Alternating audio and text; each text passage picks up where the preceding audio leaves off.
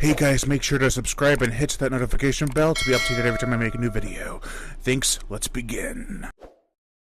Somehow, this is not the craziest thing Sci-Fi Channel has ever done.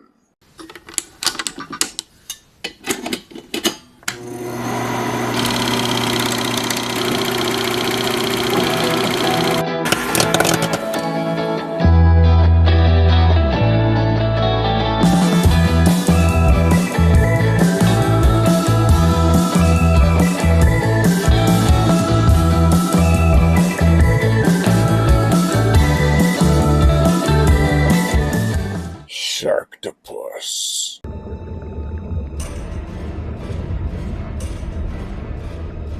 This is the 2010 horror sci-fi comedy directed by Declan O'Brien, who also directed Cyclops, Wrong Turn 3, Left 4 Dead, Wrong Turn 4, Bloody Beginnings, Wrong Turn 5, Bloodlines, and Joyride 3, Roadkill. He actually passed not too long ago. It's a bummer, because I do enjoy his content. It's also this film's 15th anniversary. Hard to believe, I'm sure. For me, it is. I remember the hype for this movie when it was coming out. Hell, my art teacher in high school was like, hey, did you hear about Sharktopus? And he made this art thing for Sharktopus, and it was awesome. The plot. A genetically altered half-shark, half-octopus has been created by science and is known as S11, and has been put out into the ocean for a test run, where it inevitably breaks its binds. Of course, it goes on a rampage.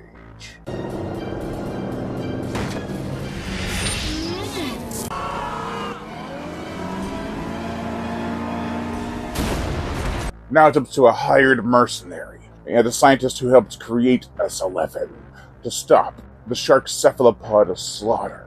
While this gleefully cheesy good time does have some strong comedic moments, it's not a straight-up parody. Producer Roger Corman was actually initially against doing this film. So then they called me and they said, Roger, you've come up with all the titles. We've got a title, Sharktopus. Do you want to make it? And I said, no. I gave them my theory, which I actually kind of believe. Actually, I do believe. You can go up to a certain level of insanity with these titles, and the audience is intrigued and they want to see the picture. But I feel you go over that level of insanity and the audience says, oh, what is this? They're turned off. They don't want to see the picture. This film was a monster hit for sci-fi. To my great surprise, it got the highest rating in 10 years on the Sci-Fi Channel. Writers Mike McClane, who also wrote Dino Croc vs. Super Gator and Piranaconda, and Steven Niver, who wrote Shark Swarm, really did help to make this movie gel. Given their works, I feel that McClane probably leaned more into the horror comedy aspect of it, while Niver gave it its heart. There are not many heartfelt moments in this film, but when there are, they give gravity to the situation, despite it being such a crazy concept. S11 is my creation. Mine. I will not allow anyone to destroy it. Not even you. I recently reviewed Mike McClane's book Mega Freak, Bloody Paradise. I also have the interview I did with him up at some point. Read that book too. It's a ton of gloriously cheesy, gory fun that's a throwback to Sci-Fi Channel and their creature features. Sharktopus was, as I said, directed by the late, underappreciated Declan O'Brien. He was never against taking crazy concepts for kills and implementing them into the film. He always advocated for the violent and macabre in the movies. I'm not sure if that's more of his thing or the writer's thing, but every one of his films have some sort of interesting or unique setup for a kill. Because he also wrote Snake Man, which had some pretty intense, insane deaths. And here it's no different, but I'll get into that aspect a bit later. Sharktopus wants our virgins! For the characters, we have Andy Flynn, played by Karam Bursum. He's a hired mercenary who is buff and tough. He was brought on to track down and sedate S11 to bring it back. But when things get inevitably worse, he has to choose between pay and humanity.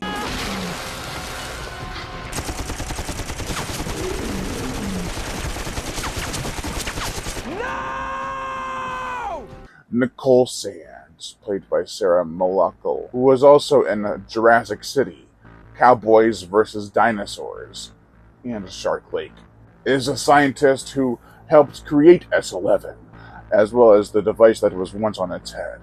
At least the damn thing has a transmitter on it. She grows irritated with her father from time to time. Nathan Sands, played by Eric Roberts from everything. He is the head scientist and wants his creation saved. He calls his daughter Pumpkin, which comes into play later on, believe it or not. Oh, Dad. Stacey Everhart, played by Liv Pugin from Dino Shark, is a snobby reporter. She thinks nothing is more important than her career. Her cameraman, Bones, played by Hector Jimenez from The Black Demon. While the actor overreacts, he is amusing. Gosh, he was kind of nice guy, you know? Smelled a little funky, but he was okay. Pez, played by Blake Lindsay, is a fisherman who has seen the creature and takes Stacy and Bones out to the place that he saw it. He's a drunkard who takes passes at Stacy all the time. Still, he's amusing to watch, and I feel should have been in the film a bit longer. What the hell?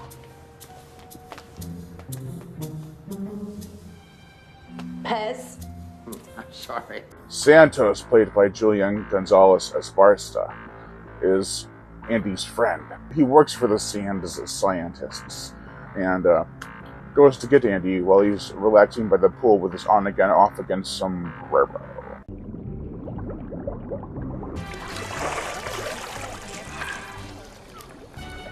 I would be remiss if I did not mention Captain Jack, played by Ralph Garman, who was in La Valantula as a character named Pirate Jack, as well as his co-host, Stephanie, played by Shandy Finessi from Piranha, who dons a sexy bikini and watches in horror as Captain Jack flails about as he's taken down into the depths to get munched.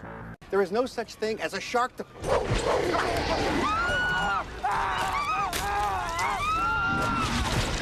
They bounce off each other well. There is also alternate artwork to this film, with a different girl, Shandy Finessi, on the front cover. It shows her being pursued by Sharktopus on one cover, and then another one where she's captured or cornered.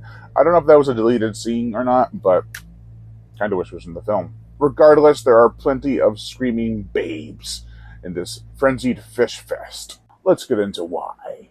For the gore, the effects, people are stabbed by the terrible tentacles and devoured by sharp shark teeth, and the OCTO orifice. There's a lot of CG blood, and a woman is literally thrown at the camera, kind of symbolic of her character.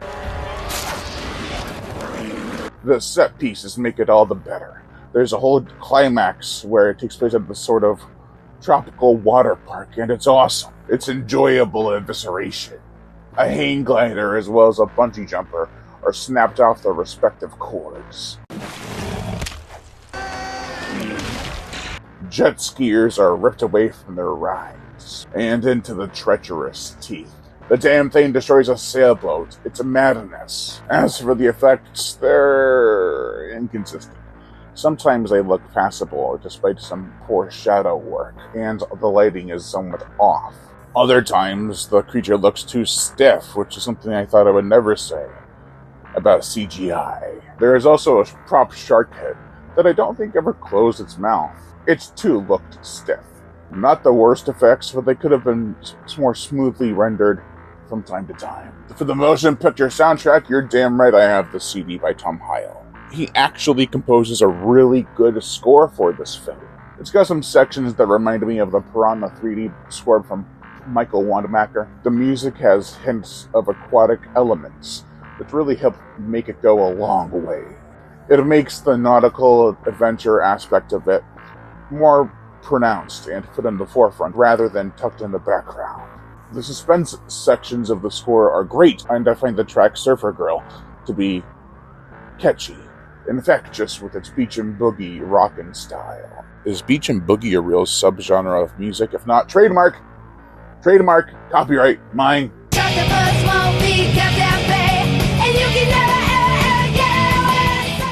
overall, this is a fun watch. If you can get past the mixed bag of special effects, terrible ADR work, and some hammy acting, you'll find a hidden gem. It's also a pre-Sharknado film, so it isn't terribly meta. It's more meta on itself, which is funny.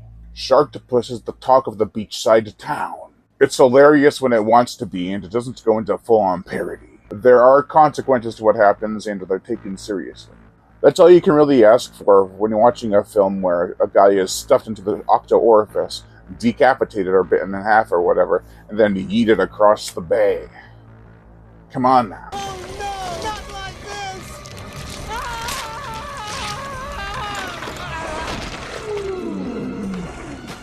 That's going to do it for this video, guys. You have been watching Sharkhouse Entertainment tonight with your host, Brian Gatto. Make sure to like, comment, as well as share this video. Like my Facebook fan page and support me on Patreon. Also hit that notification bell to be notified every time I make a new video, and as always, subscribe.